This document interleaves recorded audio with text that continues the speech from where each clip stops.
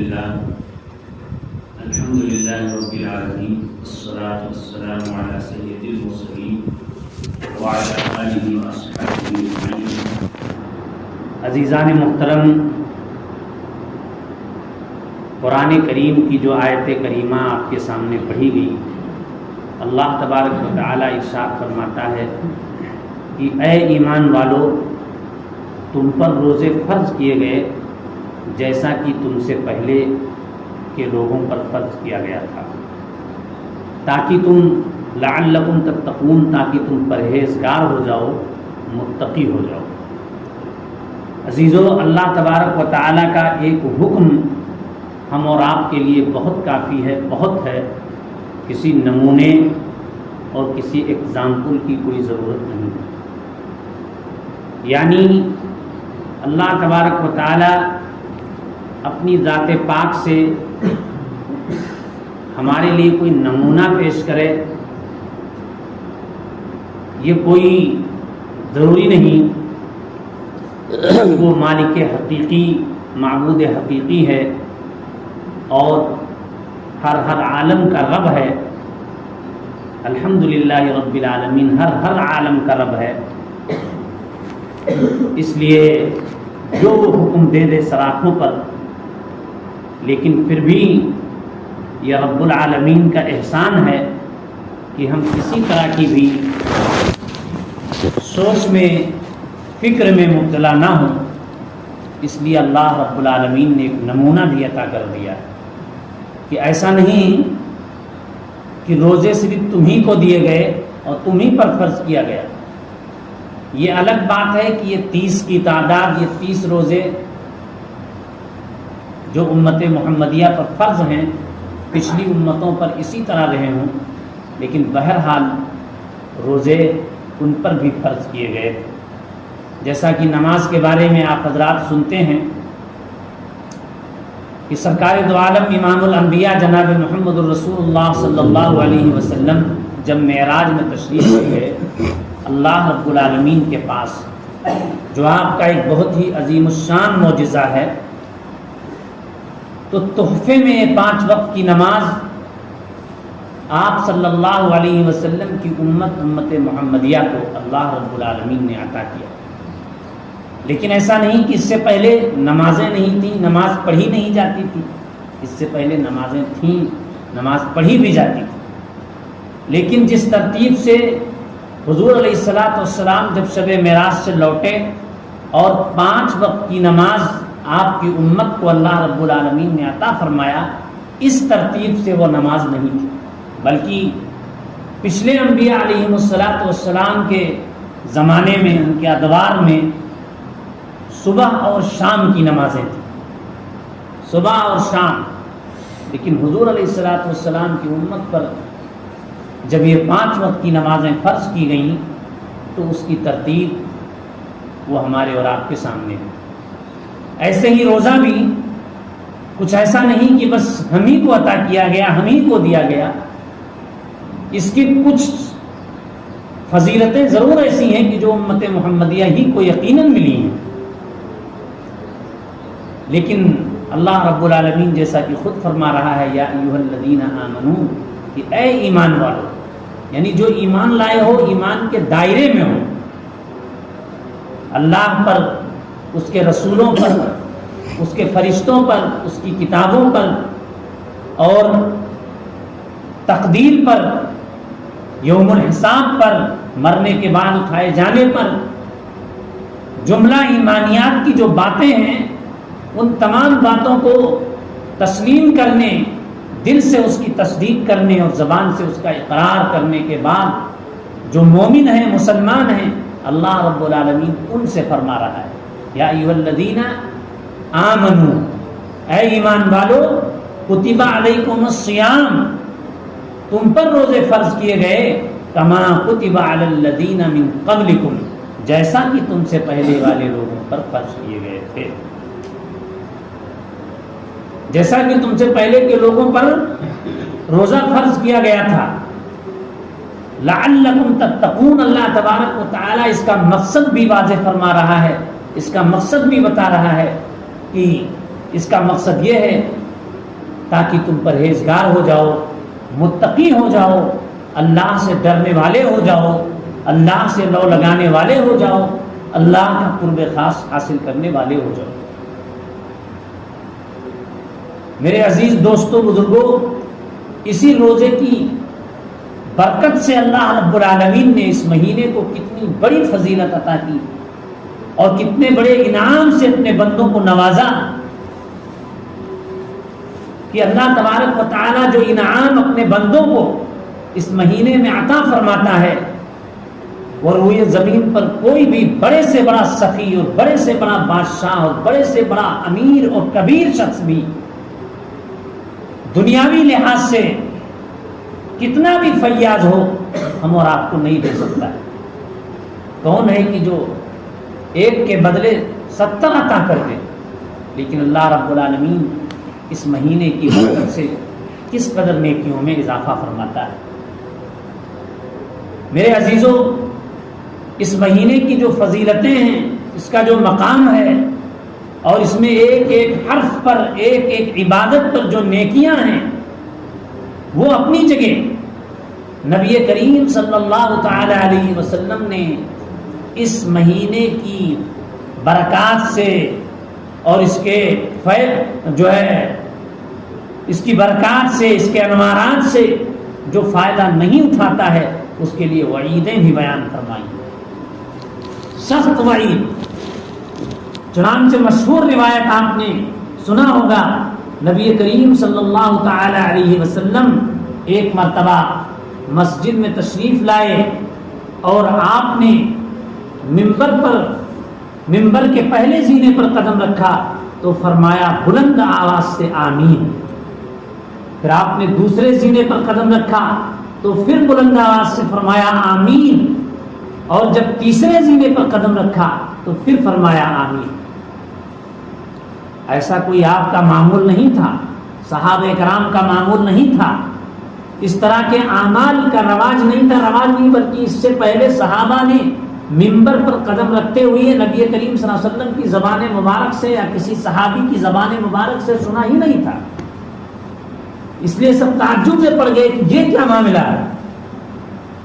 جیسے کہ مسجد میں جو معمول ہے 5 وقت کی نماز کا، فرض کا، سنن و نوافل کا، واجبات کا، اگر اس سے ہٹ کر کوئی نیا عمل کوئی کرنے لگے تو ہم اور آپ کو بھی تعجب ہوگا کہ یہ کیا معاملہ ہے۔ تو نبی کریم صلی اللہ تعالی علیہ وسلم نے جب منبر کے تینوں زینوں پر قدم رکھتے ہوئے الگ الگ 3 مرتبہ فرمایا آمین آمین آمین، اور وہ بھی بلند آواز سے جس کو صحابہ نے سنا، تو بعد میں جب نبی کریم صلی اللہ علیہ وسلم منبر سے نیچے اترے پوچھا یا رسول اللہ صلی اللہ علیہ وسلم، آپ نے ایک ایسی بات ارشاد فرمائی، آپ نے ایک ایسا جملہ کہا کہ جس کو اس سے پہلے ہم لوگوں نے نہیں سنا تھا۔ یا رسول اللہ صلی اللہ علیہ وسلم، یہ کیا بات ہے، اس کا کیا مقصد ہے؟ تو نبی کریم صلی اللہ علیہ وسلم نے ارشاد فرمایا کہ سنو، میں نے جب منبر کے پہلے زینے پر قدم رکھا تو جبریل امین علیہ السلام جو فرشتوں کے سردار ہیں، مقرب الملائکہ ہیں، وہ حاضر تھے، اور انہوں نے مجھ سے کہا کہ ہلاک اور برباد ہو جائے وہ شخص جس کے سامنے رمضان المبارک کا مہینہ آئے، جو رمضان المبارک کا مقدس مہینہ پائے، جس کے سامنے رمضان کی یہ ساعتیں، یہ گھڑیاں گزریں اور وہ اپنی مغفرت نہ کرا لے۔ جس کے سامنے رمضان المبارک کا یہ مقدس مہینہ گزرے، اللہ تبارک و تعالیٰ ایک حرف پڑھنے پر 70 نیکیاں دے رہا ہے، اور نفل کا ثواب سنتوں کے برابر دے رہا ہے، سنتوں کا ثواب فرض کے برابر دے رہا ہے، اور ایک فرض کا ثواب 70 فرض کے برابر دے رہا ہے۔ اب اس سے بھی اگر کوئی فائدہ نہ اٹھائے، اس کے انوارات سے، اس کے برکات سے مالا مال نہ ہو، تو جبریل امین علیہ السلام نے فرمایا پھر وہ شخص ہلاک ہو جائے، برباد ہو جائے، کہ اس مبارک مہینے کے پاتے ہوئے، اس کے سامنے ہوتے ہوئے، اس کی رحمتوں اور برکتوں کے موجود ہوتے ہوئے وہ اس سے فائدہ نہ اٹھائے،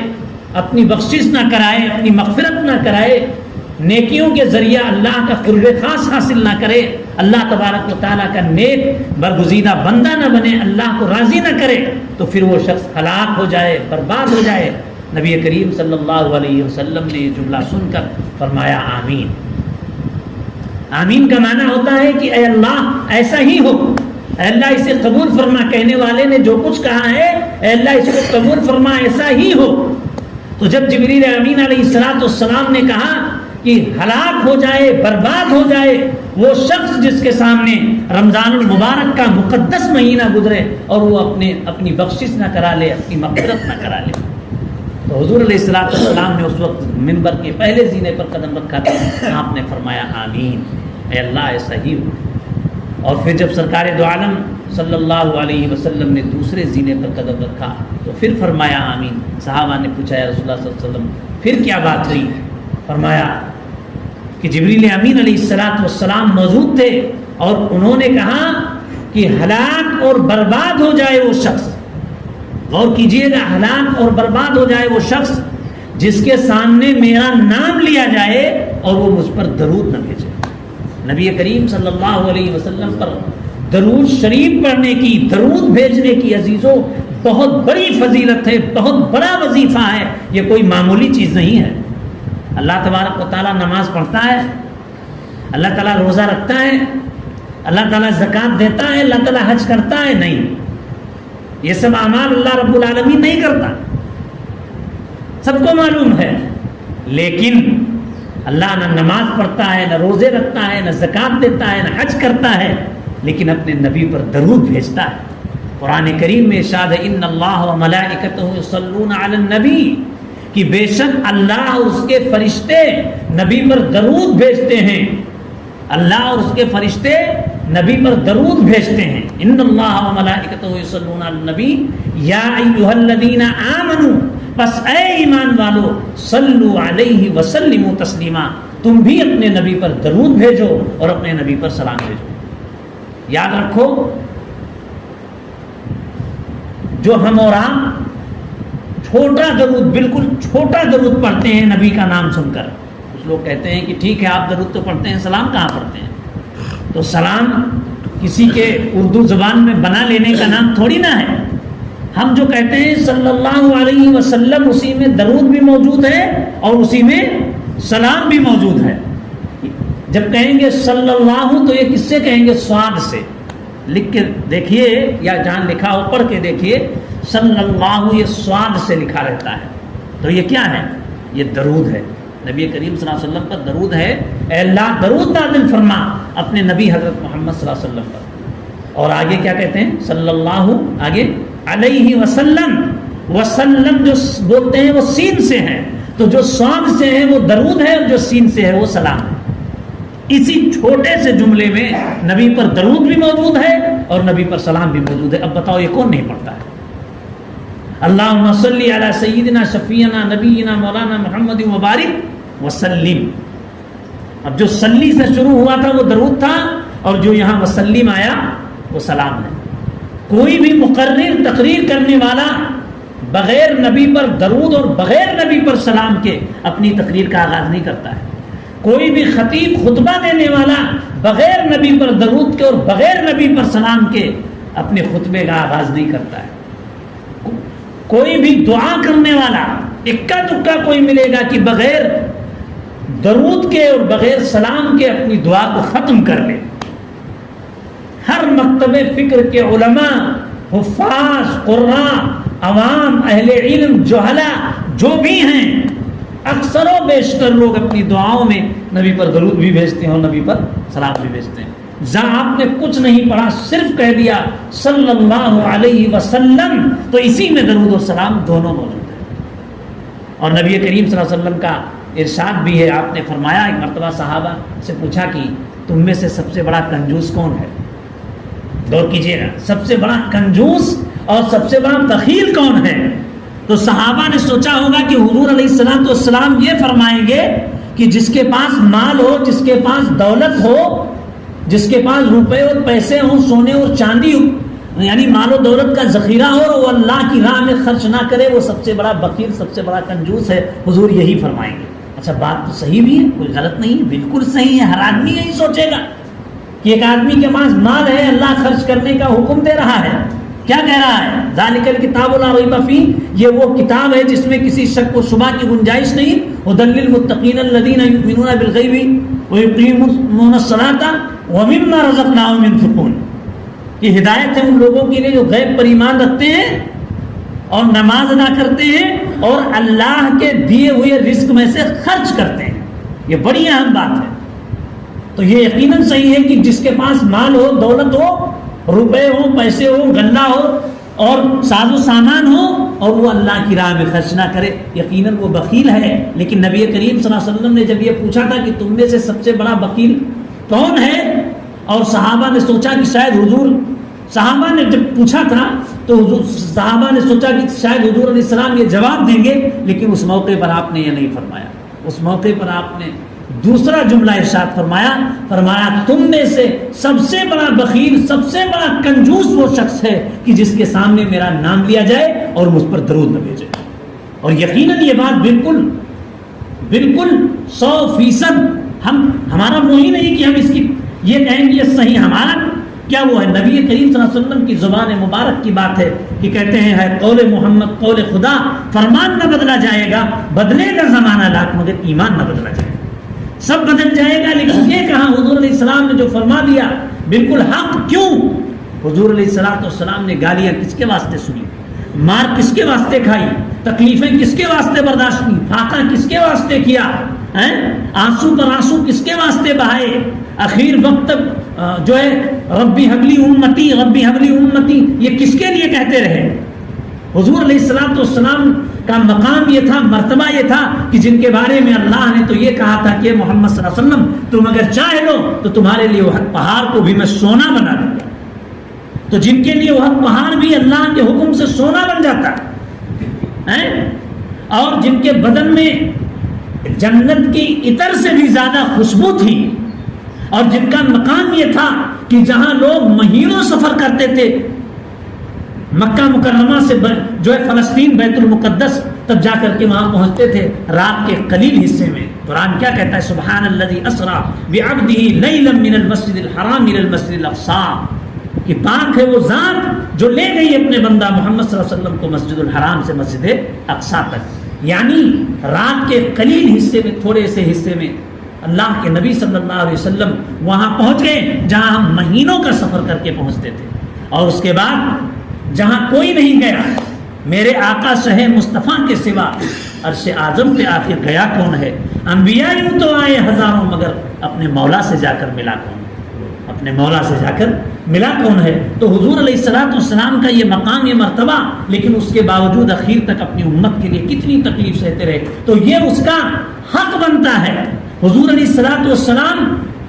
نہ آتے تو ہم کو یہ تہذیب نہ ملتی، یہ تمدن نہ ملتا، یہ شریعت نہ ملتی، یہ راستہ نہ ملتا، یہ طریقہ نہ ملتا، بلکہ یہ جو ہے کائنات جو ہے عالم، یہ نظام عالم یہی نہیں ہوتا۔ اللہ رب العالمین نے ساری چیزیں اگر پیدا کی تو حضور علیہ السلام کے صدقے میں۔ تو میرے عزیزوں، ہمارا یہ حق بنتا ہے، بہت بڑا حق بنتا ہے کہ جب نبی کا نام آئے تو اگر ہم کوئی بڑا درود نہیں پڑھ سکتے ہیں، کوئی بڑی چیز نہیں کہہ سکتے ہیں، تو کم از کم صلی اللہ علیہ وسلم اتنا ضرور کہہ لیا کریں۔ حضور علیہ السلام نے فرمایا، جبریل امین علیہ السلام نے فرمایا کہ ہلاک اور برباد ہو جائے وہ شخص جس کے سامنے حضور علیہ السلام کا نام لیا جائے، محمد صلی اللہ علیہ وسلم کا نام لیا جائے اور وہ حضور پر درود نہ بھیجے۔ تو حضور علیہ السلام نے فرمایا آمین۔ اس کے بعد تیسری بد دعا جبریل امین علیہ السلام نے دی۔ بتائیے، ایک تو مسجد میں اللہ کے گھر میں منبر کے سامنے، اور دوسرے جبریل امین جیسے مقرب الملائکہ یعنی مقرب فرشتے کی بد دعا، اور اس پر حضور علیہ السلام کا آمین کہنا، کتنا سخت بد دعا اس کو بنا دیتا ہے۔ جبریل امین علیہ السلام نے فرمایا کہ ہلاک اور برباد ہو جائے وہ شخص جس کے سامنے اس کے والدین موجود ہوں، جس کی زندگی میں اس کے والدین موجود ہوں یا دونوں میں سے کوئی ایک اس کو ملے اور وہ اپنے آپ کو جنت میں داخل نہ کرا لے. یعنی یہ کہ ماں موجود ہو، باپ موجود ہو، ان کی خدمت کر کے، ان کے پیر دبا کے، ان کو کھانا کھلا کے، ان کو جو ہے غسل دے کے، ان کی صفائی و ستھرائی کر کے، ان کے کپڑے دھل کے، ان کا جو ہے بزرگی میں ان کے کام آ کے دوا علاج کر کے، ہر طرح سے راحت و آرام پہنچا کے جو شخص اپنے آپ کو جنت میں داخل نہ کرا لے وہ موجود ہوں اور یہ جو ہے فضیلت نہ حاصل کر لے تو جبریل امین علیہ السلام نے فرمایا وہ ہلاک ہو جائے، وہ برباد ہو جائے. حضور علیہ السلام نے اسے سن کر فرمایا آمین، اللہ ایسا ہی کرے. اب بتائیے کہنے والے نے کیا کہا؟ سلام اس پر کہ جس نے خون کے پیاسوں کو قبائیں دی، سلام اس پر کہ جس نے گالیاں سن کر دعائیں دی، سلام اس پر کہ دشمن کو حیات جاوداں دے دی، سلام اس پر ابو سفیان کو جس نے اما دے دی، سلام اس پر کہ اسرار محبت جس نے سمجھائے، سلام اس پر کہ جس نے زخم کھا کر پھول برسایا. حضور علیہ السلام جنہوں نے زخم کھا کر پھول برسایا، جنہوں نے گالیاں سن کر دعائیں دی، اور جو ہے حضور علیہ السلام کے مشفق و مربی چچا کا جس نے کلیجہ چبایا اس کو حضور نے معاف ہی نہیں کیا بلکہ معاف فرما کر اپنے دامن عفو میں درگزر کی جگہ دے کر شرف صحابیت سے نواز دیا. لیکن یہاں جب ماں باپ کی خدمت کی باری آئی تو آپ نے فرمایا کہ جو ایسا نہ کرے، والدین موجود ہوں، باپ موجود ہو اور جو ہے ماں موجود ہو اور ان کی خدمت کر کے اپنے آپ کو جنت میں داخل نہ کرا لے تو اللہ اسے برباد کر دے، اسے ہلاک کر دے. جبریل امین علیہ السلام نے جب یہ بدعا دی تو حضور علیہ السلام نے فرمایا آمین، مطلب اے اللہ ایسا ہی ہو. حضور وہاں اپنے چچا کے قاتل کو معاف فرما رہے ہیں بلکہ شرف صحابیت سے نواز رہے ہیں. اپنے چچا کو جس نے جو ہے نیزہ مارا تھا اس کو معاف فرما رہے ہیں، شرف صحابیت سے نواز رہے ہیں. جنہوں نے مکہ میں رہنا دوبھر کر دیا تھا، ایک جو ہے پانی پینا دوبھر کر دیا تھا، اپنے ہی وطن میں، اپنے ہی شہر میں، اپنے ہی محلے میں چلنا پھرنا دوبھر کر دیا تھا اور ہجرت پر مجبور کر دیا تھا. حضور علیہ السلام انہی لوگوں کو معاف فرما کر فرما رہے ہیں کہ جاؤ آج جو اپنے گھر کا دروازہ بند کر لے، جو کھانے کعبہ میں چلا جائے، جو ہتھیار نہ اٹھائے، سب کو امان ہے. جب صحابہ نے کہا کہ آج بدلے کا دن، الیوم الملحمہ، اے محمد صلی اللہ علیہ وسلم، لوگوں نے کہا کہ آج بدلے کا دن ہے، آج ہم لوگوں سے بدلہ لیں گے جو مکہ میں رہتے ہوئے ہم کو ستایا گیا ہے، مارا گیا ہے، پیٹا گیا ہے، بھگایا گیا ہے، گالی دی گئی ہے، تو ہم اس کا بدلہ لیں گے. حضور علیہ السلام کے کانوں سے الفاظ ٹکرائے تو آپ نے فرمایا نہیں، آج بدلے کا دن نہیں ہے، الیوم المرحمہ، آج تو رحمت کا دن ہے، مہربانی کا دن ہے، آج تو معافی کا دن ہے، معاف کرنے کا دن ہے. آج سوائے ان چند لوگوں کے جن کو اللہ بھی معاف نہیں کر رہا ہے، باقی سارے لوگوں کو میں معاف کرتا ہوں اور امن و امان دیتا ہوں. سلام اس پر کہ جس نے گالیاں سن کر دعائیں دی، سلام اس پر کہ اسرار محبت جس نے سمجھائے، سلام اس پر کہ جس نے زخم کھا کر پھول برسائے. جس کی یہ رحمت تھی وہی والدین کے سلسلے میں نبی کیا فرما رہا ہے کہ ان کے موجود ہوتے ہوئے جو ان کی خدمت نہ کرے، ان کے کام نہ آئے، ان کو آرام نہ پہنچائے بلکہ انہیں تکلیف پہنچائے تو فرمایا اللہ انہیں ہلاک اور برباد کر ڈالے. تو میرے عزیزوں، ممبر پر قدم رکھتے ہوئے 3 باتیں آپ نے بیان فرمائی تھیں، اس میں سے مین اہم بات جو اس وقت سے متعلق ہے کہ جو اس مہینے کو پائے اور اپنی مغفرت نہ کرا لے وہ ہلاک اور برباد ہو جائے. اس لیے اس کی رحمتوں سے، اس کے برکتوں سے ہم فائدہ اٹھائیں. آخر میں ایک حدیث بیان کر کے بات کرتا ہوں. حضور علیہ السلام نے یہ بھی فرمایا کہ تم میں سے بہت سارے روزے دار ایسے ہوتے ہیں جن کو بجز بھوکا رہنے کے کچھ بھی حاصل نہیں ہوتا. یہ بھی سمجھنے کی ضرورت ہے کہ بجز بھوکا اور پیاسا رہنے کی، ہم بھوکے ہیں، پیاسے ہیں، لگتا ہے روزے سے ہیں لیکن ہمیں کچھ حاصل نہیں ہوتا. مطلب کیا ہے؟ روزہ رکھتے ہوئے جھوٹ بولتے ہیں، روزہ رکھتے ہوئے چغلخوری کرتے ہیں، روزہ رکھتے ہوئے بے ایمانی کرتے ہیں، روزہ رکھتے ہوئے مکاری کرتے ہیں، روزہ رکھتے ہوئے غلط بیانی سے کام لیتے ہیں، روزہ رکھتے ہوئے امانتوں میں خیانت کرتے ہیں، روزہ رکھتے ہوئے وعدہ خلافی کرتے ہیں، روزہ رکھتے ہوئے بدعہدی کرتے ہیں، روزہ رکھتے ہوئے جھوٹ بول کر مال بیچتے ہیں، روزہ رکھتے ہوئے بد نگاہی اور بد نظری کرتے ہیں، موبائل پہ، ٹی وی پر، اسکرین پر فحش اور غلط جو ہے ناجائز تصویریں دیکھتے ہیں، یہ ساری چیزیں ہم روزہ رکھتے ہوئے کرتے ہیں، تو حضور علیہ الصلوۃ والسلام نے فرمایا کہ ایسے روزہ دار دیکھنے میں تو ضرور روزہ ہیں لیکن ان کو بھوکا اور پیاسا رہنے کے علاوہ کچھ حاصل نہیں ہوتا۔ اس لیے ہماری آنکھ کا، کان کا، ناک کا، زبان کا، دل و دماغ کا، ہاتھ کا، پیر کا، سب کا روزہ ہے میرے عزیزو۔ اس مقدس مہینے میں جہاں ہم روزہ رکھتے ہیں، قرآن کی تلاوت کرتے ہیں، تراویح پڑھتے ہیں، صدقہ خیرات کرتے ہیں، اللہ کے راستے میں کثرت سے خرچ کرتے ہیں، وہی یہ کام بھی کریں کہ گناہوں سے اپنے ہاتھ کو بچائیں، اپنے پیر کو بچائیں، اپنی آنکھوں کو بچائیں، دل و دماغ کو بچائیں، اپنے کان کو بچائیں، ہاتھ پیر کو بچائیں، اور جو ہے اپنے جسم کے ایک ایک عضو اور ایک ایک جوڑے اور ایک ایک حصے کو